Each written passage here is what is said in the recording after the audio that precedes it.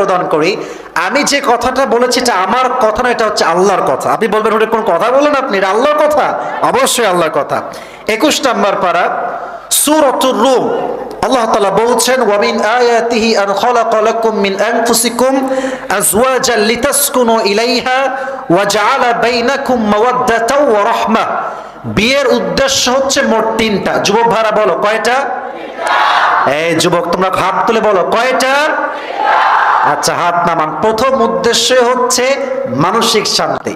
তো অনলাইনে দেখবেন যে শুধু 30 সেকেন্ড ভাইরাল হয়, কিন্তু যে মানুষটা কথা বলেছে সে 30 সেকেন্ড কথা বলে নাই, সে 30 মিনিট কথা বলেছে। কথার আগা নাই, গোড়া নাই, পিছা নাই, খালি একটা কাট করে লাগায় দেয়। আগে কি বলতে দেখতে হবে।